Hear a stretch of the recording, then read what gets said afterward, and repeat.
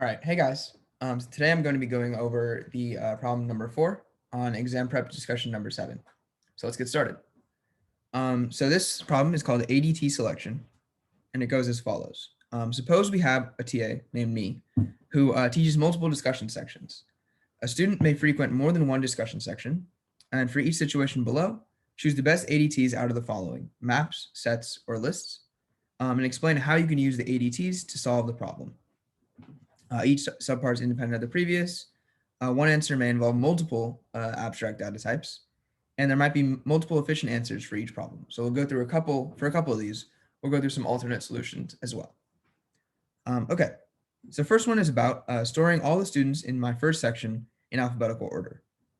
Okay, so for this one, we don't really see that we need any of the special qualities of a map or a set, right? Because maps sort of map one thing to another, and sets don't store duplicates. But the problem doesn't say anything about either of those two things. And additionally, what the problem does say is that we want something in alphabetical order. And we know that sorting is most easily done on a list, right? Because it's like in sets, elements aren't ordered. So it's, you can't really sort things in a set. And in a map, you can't really sort things because it's like, what are you sorting, right? There's two different things that we need to worry about. So sorting immediately tells us that we're probably going to want a list, right? A list of students. Okay, so with this list of students, we can sort that pretty easily in alphabetical order, and then we can sort of go on our merry way. Okay, next one is storing all students by their section, where students within a section are sorted alphabetically. So we see that this second part, students within a section that are sorted alphabetically, this is exactly the same as what's up here, right? So we know that we're going to need some sort of list of students to store somewhere, right? But the other thing we need is we need to worry about this mapping business, right? Storing all students by their section. So when you see the words by their section, what that generally should tell you is that, okay, we have a bunch of values and we want to sort them by some key, right? We have some sort of key value pairing that we need to maintain. And in this case, the keys are going to be the sections, right? So we need to basically have a section that sort of maps to a list of students, right? Because there's basically a list of students that are in each section. And so what we can do is basically combine these two things with a map. We have map, section, list of student. And what that tells us is that, okay, I'm going to have a map where each of the keys are going to be the different sections that are offered, and each of the values are going to be lists of students. So we're basically mapping a group of students to a section number. Okay. So now we want to store the students in all of my sections, and there shouldn't be duplicates. Okay. So now we see that we don't want duplicates, right? Which means that immediately you should think about, okay, sets don't have duplicates. When you try to add a duplicate to a set, nothing gets added, which means that it's perfect for storing students without duplicates. So once again, like the first one, this is a pretty straightforward one. We need a set of students, right? And that allows us to maintain all of the students in my sections without duplicates. Okay, now we get a little bit more complicated, right? Determining all the students that attend more than one of my sections. So here what we're doing is we're not just storing things. We're trying to actually query our data structures and figure out what's going on, right? And so we need to develop some sort of system to figure out how many sections each of my students are attending, and then see which ones are attending more than one. So the way that I think about this, the way that sort of came most intuitively to me, is maintaining a map, right? So basically, my idea was that, let's say I have a big list of students that all attend my sections, right? I can iterate through this list of students. Maybe it's like an attendance list, right? I can iterate through these lists and sort of count how many times each student is attending my section, right? So like how many out of all my sections, how many times is each student attending this section? And then that way I can just basically go through that data structure that stores all the counts and remove or sort of take away all the students that are attending more than one, which means that if they've attended more than one of my sections, right? So on a high level, what that's going to look like is a map from student to integer, right? So the integer is basically the number of sections of mine that this student is attending. And so I can basically go through all the students, count up all of the sections that they attend of mine, And then anyone with a integer value greater than 1 in this map is going to be a student that attends more than one of my sections. There's an alternate way to do this where you can also, or you can maintain two sets. So set student and set student. So the way this process works is kind of similar, sort of on a high level. We're basically going to sort of treat duplicates in a different way. So what we're going to do is in this first set, we're going to basically go through all of our students in the class and add them to the first set, right? So we keep adding to the first set.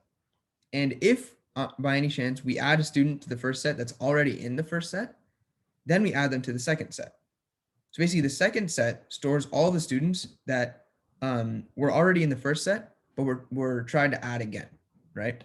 So any student that was attempted to add again to this set after already being in the set, those students will be in the second set. And now the second set, if you think about it, it stores basically all of these students that attend more than one of my sections, right? Because if they're already in the first set, that means that we already know that they attend one section. And so anyone in the second set must be attending 2 or more of my sections, right? Because this is basically all the duplicates. So it's sort of a way of storing duplicate values in a set, right? So either of these solutions are sort of both equally efficient in a sense. They're both definitely valid. It's just about which way you prefer to think. I think the map comes more intuitively, but it's totally up to you which one makes more sense to you. Okay, quickly getting a student by SID. So if we want to get a student by SID, we immediately see that we're getting something by something. So getting a student by a key. Like we saw up here where we used a map before, we said students by their section. Why is it zoomed in? Here we go. We said we want students by their section, right? And that immediately told us that we needed a map. So similarly here, we know that we're going to need a map. And this map will map SIDs, which I'll just write as that, to student, right? Each SID is going to be unique. So that means we know that there's not going to be any duplicates in this mapping. And yeah, so that's once again a pretty straightforward one. Just mapping SIDs to students to be able to retrieve students by their SIDs. Okay, quickly getting a student by name or SID. So now we see that this second part, getting a student by SID, is exactly what we just wrote, right? So we can copy that over here. There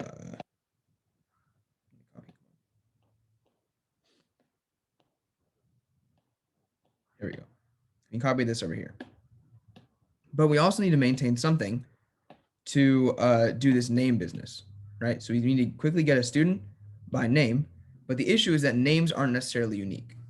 So we can't just do map of name student, right? The reason we can't do this is because names aren't unique. So let's say we have 2 people named Joey in my class, right? What's going to happen? Because if I then say, map.get Joey, well, which Joey am I going to return, right? The issue is that there's 2 Joeys that each have the same mapping. And so there'd be some ambiguity and, it'd be a whole mess, basically. So we can't just do this directly. Instead, what we want to do is we want to kind of use a similar concept like we used up here, right? Up here, what we did is we mapped lists of students to sections, right? Because we know that each section has a corresponding group of students that are connected to that section, right? And similarly here, we know that we have one name that potentially leads to multiple students, right? And so what that means is that we can basically have a set of students. And this set of students is basically going to be all the students with this first name, right? And so then you can see that we can have a map. Move this over here a bit. We can have a map that maps names to sets of students. And in that way, we can maintain basically all the students with this name. And so if we want to return, the students with some name, this is how we can do it. So yeah, once again, this like nested data structure stuff is like super useful for a lot of different situations. Because a lot of the time you want both the properties of a map and a set, or a map and a list, or a list and a set. And so it's useful to think about how you can nest data structures in this way. Okay, the final one is cycling through students in one discussion section. So once again, we don't need to do duplicate handling here. And we also only have one thing we're mapping, right? We're not mapping two different things, which means that we don't need a set and we don't need a map. And so, you can see that if we store things in a list, we can do this pretty efficiently, right? So we see that, storing the values is pretty simple in a list, but we need to figure out how to cycle through these, right? Because our list isn't necessarily circular. So the way that we can cycle through is we sort of remove from from front, and then we add to the back. And what happens here is that since we are sort of removing everything from the front and then adding to the back, what's going to happen is that we have this circular structure that we built up, right? So let's say we have a linked list. These are just students, number maybe 1 to 4. 1, 2, 3, 4, right? So the process is going to go like this. We remove from the front, we process student 1, we do whatever we want with student 1, and then we add student 1 to the back of our list, right? And then we do the same. We remove student 2, process student 2, add student 2 back to the end. And this way we're going to build up this cycle, which we can only do with the list, right? Because sets don't have any internal ordering, and maps also don't really have an internal ordering, right? Lists are the only thing that have an actual ordering of values, which is why we can get away with doing things like this, right? We can sort of manipulate the order in which the values are presented to us. Yeah, and I think that's about it. So I hope that was helpful. I hope you got some good concepts out of that about lists, maps, and sets. And I'll see you guys next time. Thanks for watching.